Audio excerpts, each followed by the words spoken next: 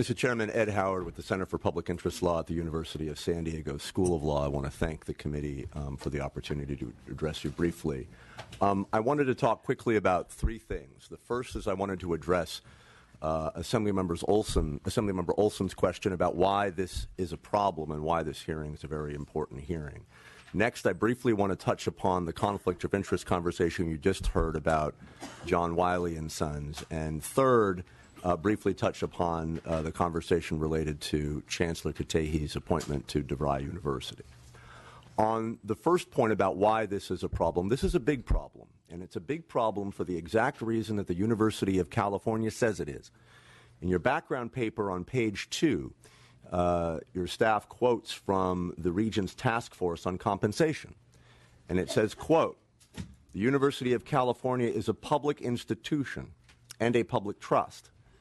Its foundation and future depend upon the continuing support of the people of California." And here is why this is actually a big problem. It's because somewhere today, this morning in California, a woman who worked the night shift got off work, went home, grabbed a few hours of sleep, then got up, got our kids out to school, and went to another job. And because somewhere in California today, a man is exhausted from having to work overtime and got up in the morning to go to his job anyway, notwithstanding the fact that the amount that he's working is ruining his health.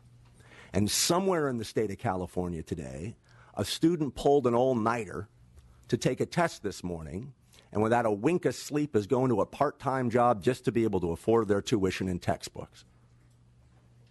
And in significant part, these people and millions like them pay the salaries of Chancellor Katehi and the other senior management at the University of California. And when a public employee who makes more than the President of the United States moonlights not on some community job, but moonlights at another paid job as if $400,000 a year were not enough, as if for $400,000 a year those people shouldn't expect every available work hour to go toward the job for which they are being paid. This, and respectfully, any policy that permits this dishonors those sacrifices and the sacrifices of millions and millions of Californians who are just getting by and who are paying these salaries. And it undermines, and rightly so, the support of these people for these public institutions. That's why this is an important hearing, and that's why this is a problem. The second point relates to the conversation we heard about Wiley and Sons. Respectfully, the answers to the questions that we heard about why the chancellor took the board jobs at Wiley and DeVry don't add up. I want to be clear. The overwhelmingly likely reason the chancellor took those jobs was not to be an advocate for lower textbook costs at a for-profit textbook publisher or at a troubled for-profit college under investigation by, in addition to the federal government, the states of Illinois and Massachusetts, was not to advocate for online education. It was for the money. It was for the money. She did it for the money. Because if she didn't do it for the money, then if shareholders at Wiley and Sons should be very upset that their corporate board has chosen people to advocate for lower profits. And we didn't get an answer to Assemblymember McCarty's questions about what possible benefit there could have been to the University of California for the chancellor accepting a job at a widely known for troubled education business. So Assemblymember Weber talked about how this is a deep and challenging problem. There are hard questions here. But there are also some easy ones. First, The question about whether or not for people who make this much money, who are public employees, to be able to spend a significant amount of time moonlighting in other jobs. The professors did a wonderful job in their paper talking about, quote, we can also state that corporate directors are required to make a substantial time commitment, not just in terms of attending board and committee hearings, but also in conference calls, preparation time, and travel. If you're being paid $400,000 a year because of taxpayers, you don't get to moonlight for pay. That's an easy one. And if the University of California won't forbid it, then this legislature should. Likewise, when it comes to Wiley & Sons, as we've heard, it is the fiduciary duty of every corporate board member to maximize profits on behalf of shareholders. It was the fiduciary duty of Chancellor Katehi, while sitting on the board of Wiley & Sons, to use all of her best efforts to maximize the profits of that company. That is her legal duty. As the chancellor of the University of California, regardless of whether or not she's in charge of actually buying the textbooks, as the chancellor, where the buck stops, it is her job to make sure that taxpayers are getting the best value and that textbooks are as inexpensive as possible. This is not merely an appearance of a conflict of interest. It is a direct and irreconcilable conflict of interest. You can't be the leader of a buyer and on the board of a seller. And there are many difficult challenges when it comes to conflict of interest. But if the University of California will not in its policy outlaw sitting on corporate boards of any business that does business with the University of California as a vendor or a possible vendor, then this legislature should forbid it. And likewise, where there are many, many difficult challenges about figuring out proper board roles and improper board roles, if you are asked to sit on a corporation that is currently being sued or investigated by any government entity, you should decline that. And if the University of California will not forbid that, then this legislature should. I'm pleased to answer any questions you may have. We'll go ahead and hear from the other. Great. My name is Lauren Lombardo. I'm the chair of the California State Student Association. I'd like to first thank you for making time for the student perspective on this issue, and to note that the California State Student Association represents the students of the CSU. So my comments will be directly pertaining to this issue on a CSU level. So first, I think it's important to recognize that the involvement of executive level leadership in the California State University system on outside, whether that be public or private, for-profit or non-for-profit boards, is actually important. I think there was an answer earlier about how this benefits the university, and that relates to the prestige and the visibility of that university in these outside boards. And I think the CSU has shown how this can work and how this can work well by the university presidents that we have who do participate in these outside boards, and the effect that that has on the university, the positive effect that we've seen it have. And I would just like to encourage you not to discourage entirely an executive's involvement on outside boards, as long as it remains appropriate and doesn't hurt the university that they're coming from. So that being said, I agree, it must not interfere with their role to lead their university. And I think the policies and processes that the CSU has started to implement ensures and takes some good steps towards making sure this necessity is possible. So Chancellor White's limit on the amount of boards that a university president can sit on takes the first step to ensuring there is no conflict of commitment. I think there should be clear internal consequences for violating these rules set in place, and not just something arbitrarily decided by the leadership of that system. And I think more follow-through on the policy and reporting back income received on these nonprofit boards or for-profit boards is important, and transparency to taxpayers and students about what the leadership of these universities are doing. I'd like to commend the CSU and what they talked about in terms of their next steps towards transparency and implementing these policies. I think that those are good next steps. And with the amount of university presidents in our system that this is an issue with, I think those are appropriate and will work to solve the problem in our system. I'd like to talk a little bit about the student perspective. It was mentioned earlier that this is important because these are taxpayer-funded universities. I'd like to also say that these are increasingly student fee and student tuition-funded universities, and that the student voice and student perspective needs to be included when we have these conversations. So once again, thank you for having us. I think we will take some steps towards transparency and consistency in policy, and I'm looking forward to ways that students can be included in those conversations. Great. Well, good afternoon, everyone. I had a note to thank the chairs and the members, but unfortunately, it's only the chairs that are here, which is unfortunate because I know a lot of students have come out to speak to you during public comment, and I hope that the other members are able to watch it later online.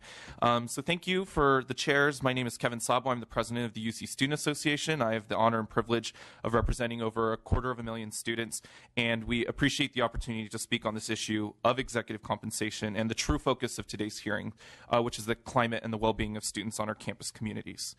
To begin, I want to be sure to acknowledge some of my constituents at today's hearing, students who have been occupying the Chancellor's office at UC Davis in Marac Hall. I went to campus and spoke with them for several hours a number of nights ago, and their commitment to our campus community is moving, and I want to say thank you on behalf of all UC students for providing their voices today.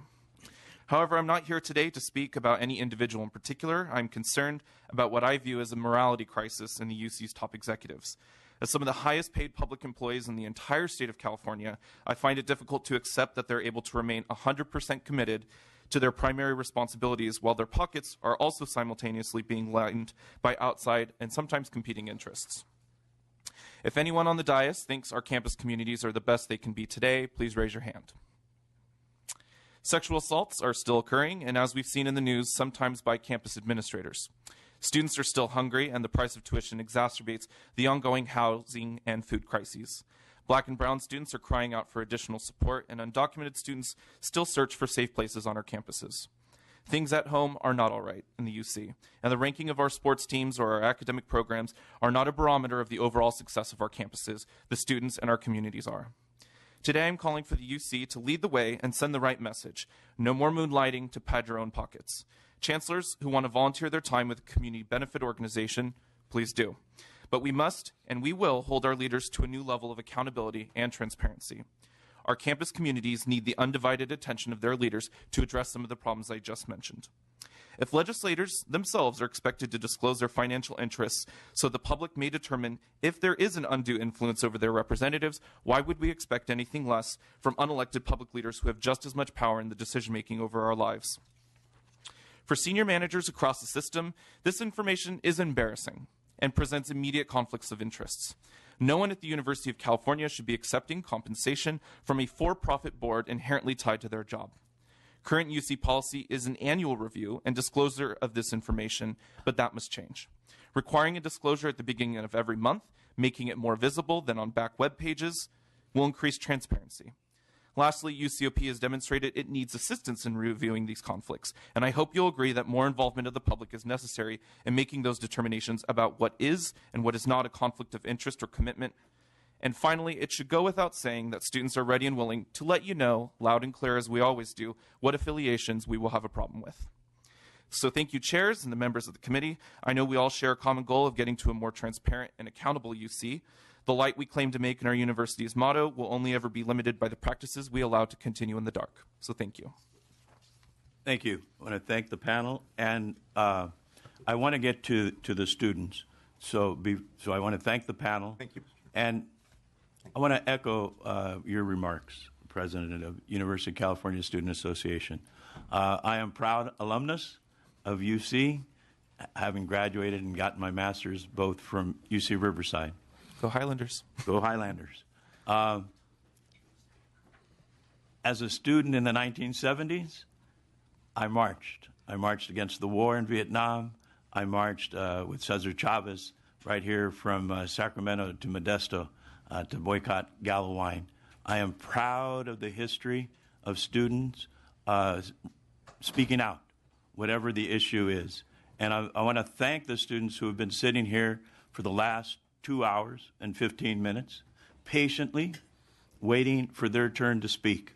I was very happy to be able to go to UC Davis and meet with some of the very students who I see here. So again, thank you to the students.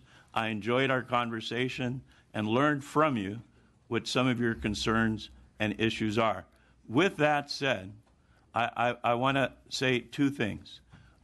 First of all, that like in all hearings, we are going to give the public, each of those who want to speak, 2 minutes. 2 minutes to say, what you feel. And I know there's passions, very strong passions, both with the students and with the members sitting here and in the public at large. So we want to hear from you. I want to just make sure that you very much, since we are in this public building, will be as courteous and abide by the instruction of our Sergeant of Arms as I know you will. So with that, let me thank the panel and begin with public statements. 2 minutes, and if we can come up to the microphone, and if you would state your name, and if you belong to any group, we'd like to hear that as well.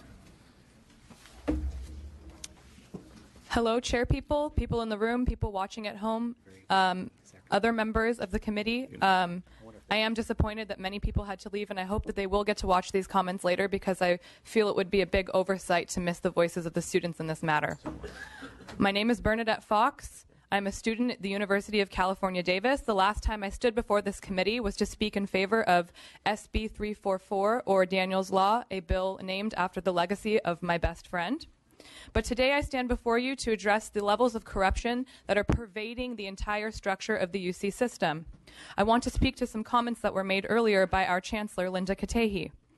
She claims that she wanted to learn about job placement after students, and that was what her position on the DRIVE board was seeking to address. However, they're being investigated federally for their continuation to lie about job placement for their students. So that doesn't really make sense to me. Furthermore, somebody said that she's more than an arm's length away from decisions about textbooks. However, her husband is currently a STEM professor, and the STEM department is the largest purchaser of John Wiley textbooks, so I would argue that that's much closer than an arm's length.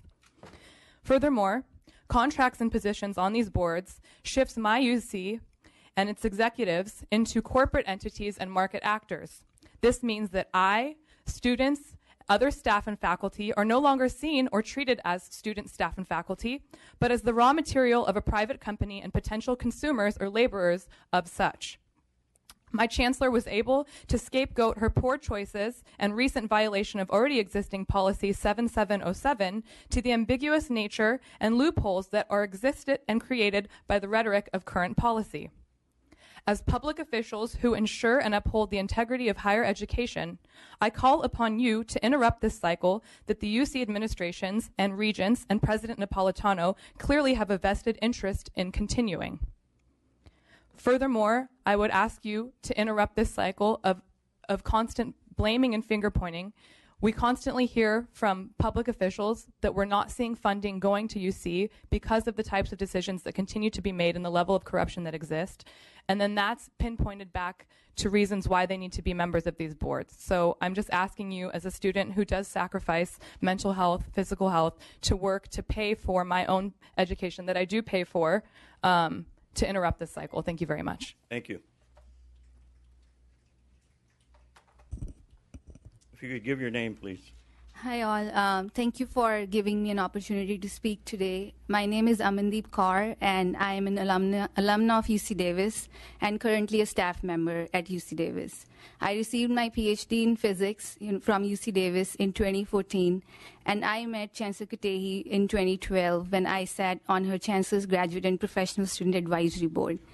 I've known Chancellor Katehi since 2012, and she is a phenomenal leader. I don't say this very lightly. I say this because I have worked with her for the last 4 years. And she has advocated with me when I was a student leader for more community GSR positions, that is to advocate for underrepresented student groups, She has created more fellowships for underrepresented student groups, which was, again, part of my advocacy when I was a student leader. She participated in diversity dialogues on graduate education. She was herself present at 3 out of the 7 dialogues we had. And then she gave me an opportunity to create 2 programs at UC Davis, which I started as a student leader. One of them is Emerging Leaders in Policy and Public Service, which has given opportunity to UC Davis graduate students to participate in the process of public policy making.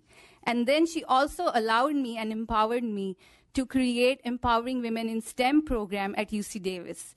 And it's a fact that Forbes released a list in which UC Davis ranks 1 in terms of number of women in STEM and for programs for women in STEM. And at this moment, Empowering Women in STEM program has a following of 81,000 people on Facebook, and this is not small. So I would just say that she, all in all, she has been targeted single-handedly for whatever has been going on. And another thing that I want to say, I work in the Office of the Chancellor as a science fellow, and the hostility that we have received from the protesters, and I have been personally bullied. So that's not a favorable climate to work at UC Davis. Thank you very much.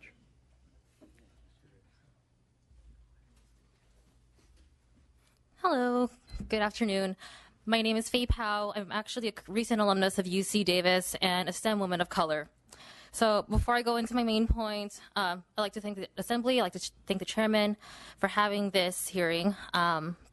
So the university system is made to serve the students first and foremost, and policy is made to protect them originally.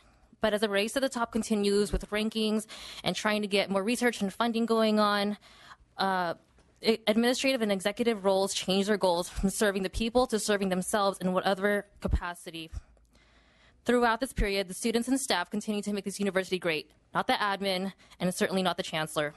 She did not do all of this research. She did not open the SRRC, which is the Student Retention and Recruitment Center, surrounding the African diaspora and other marginalized groups. And she did not significantly increase diversity. The center was opened as an achievement from the student hunger strike. The AB 540 Center was advocated by the students. Diversity wasn't increased, as I've had 5 people of color professors during the last 3 years of my attendance in UC Davis. To wrap it up, I'd like to emphasize 2 points. A representative is not an accurate reflection of the strides of the students, faculty, and staff. Lastly, because it's legal doesn't mean it aligns with the historical goals and intentions of the institution. Thank you. Thank you. Thank you to the chair and to all individuals still present. My name is Parisa Esfahani. I am a 4th year undergrad at UC Davis, supposed to finish in the spring, and I have spent the last 25 days occupying the chancellor's office, along with many people in this room. I did not come here to target Linda Katehi, therefore the comments defending her and whatever kind of individual actions she's presented that have seemed to represent her better side as a chancellor, I think that they are futile because we're talking about a broken structure here, an incredibly broken structure. So I hold this review and examination process accountable for reviewing this structure, for correcting not only future injustices and exploitations of universities and students committed at the executive levels, but those that are present in the system currently, that of one is in the room. If current injustices and exploitations, instances of exploitation at the executive level go uncorrected, this new policy will begin broken and begin selective. Thank you. Good afternoon, and thank you for the privilege of being here. My name is Bishop Yardley Wendell Griffin, Sr. I come in the behalf of the faith community, particularly the Sacramento Baptist Ministers Conference and the Northern District Baptist Association of Northern California. With reference to this circumstance in behalf of the Sacramento faith community, it is ours to offer support in maintaining Linda Katehi in her current position. Simply said, my son, Yardley Wendell Griffin Jr., has a gospel tract that is number 9 on the world wide Billboard charts. Matter of fact, I have some in the trunk if you want one. It's entitled Flawed. I think the title speaks for itself. In my faith teaching, he that is without sin, let him first cast a stone. Issues have been established. Positions have been alliterated. Apologies given, and we must not throw out the baby with the water because of a red herring. She has affected our UC system for good. We would like to go on record as advocating for maintaining Linda Katahi in her current position. Thank you. Thank you.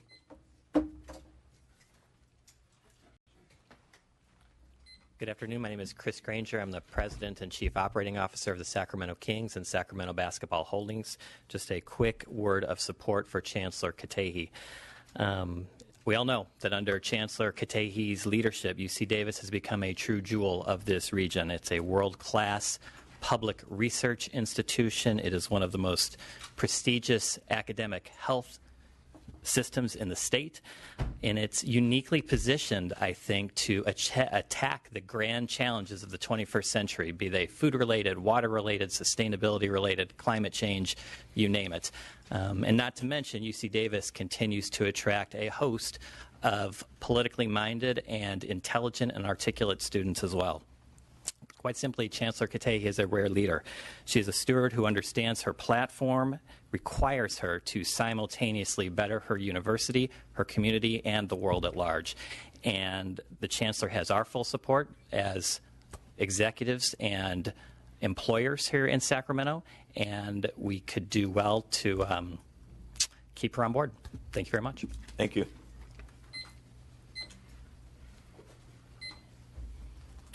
Good afternoon. My name is Velma Sykes, and I'm here on behalf of the Sacramento Area Women's Chamber of Commerce. We believe that although there may have been some grave errors made in the Chancellor's decision making, we also believe that there have been some challenges created due to the UC Davis not having clear policies established regarding the matter in which she's being accused. We believe that this action would be overreaching and unnecessary, and we support Chancellor Linda Katahi staying in her present position. Thank you. Thank you. Hello, my name is Matina Kolokotronis, and I'm the President of Business Operations for the Sacramento King. I've known Chancellor Katahi as a friend and as a colleague, and I have watched her work tirelessly in this community to do good. I've also have two boys that currently go at UC Davis, and I know that she has raised the school to a global platform. She has done so much, and this region has become so much better because of her. It's an honor to know her. She's an asset to us all, and we're lucky to have her. And on behalf of the organization, we want to throw our full support behind Linda Katahi. Thank you.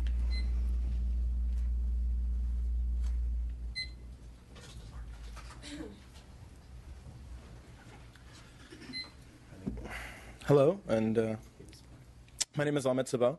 I just recently graduated from UC Davis, double major in political science and communications, and I was one of the protesters who has been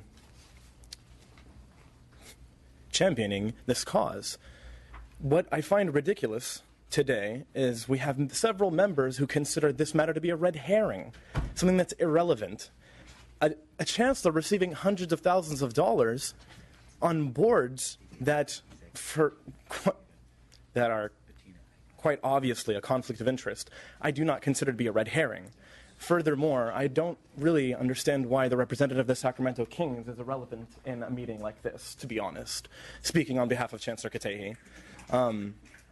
Furthermore, and I'm sure this has already been said, but UC Davis is a conglomeration of students and faculty and staff and content that Linda Katehi cannot attribute all to herself and use as a shield to protect herself from being brought into question on her actions. I'm sorry, but that is not the work of this university is not to be attributed just to her.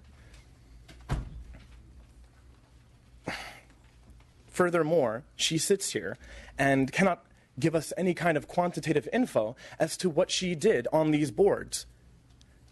A chancellor of a university received hundreds of thousands of dollars and cannot quantitatively give us any kind of info of how that benefited the university. And nobody finds a problem with that. I find to be insulting. It's insulting to me as a student of University of California to have my chancellor sit in front of a committee and not be able to give any kind of data, any kind of info as to what her actions were on these boards. It's insulting. Furthermore, we as students have been demonized for bringing these actions into question. And I find it furthermore insulting that people think that UC students sitting in Rack Hall to bring these actions into question is considered an assault. Thank you. Your time's up.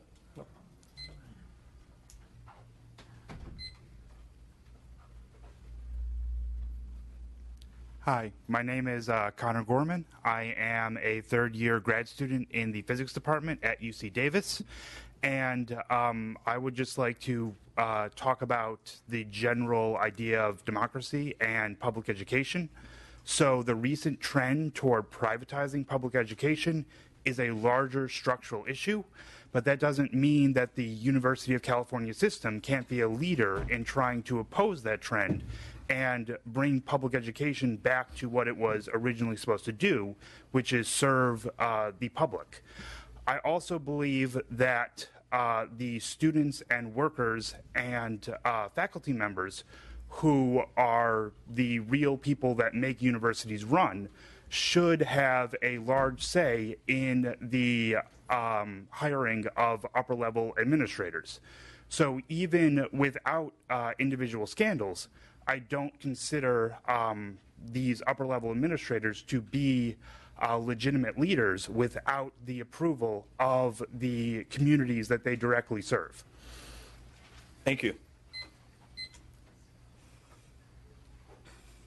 Hi, my name is Rachel Houts. I'm pursuing a PhD in the physics department at UC Davis. I think that from what I've seen today, Chancellor Katehi's decision to accept a paid position from DeVry University is frankly indefensible. There's no real justification for how this helps UC Davis. It only tarnishes our reputation. And DeVry is under federal investigation for taking advantage of and lying to the populations they claim to serve. Also, if we're going to bring up Chancellor Katehi's history, there's another thing for which UC Davis is nationally known, and that's the 2011 pepper spray incident, which happened under her leadership. Thank you.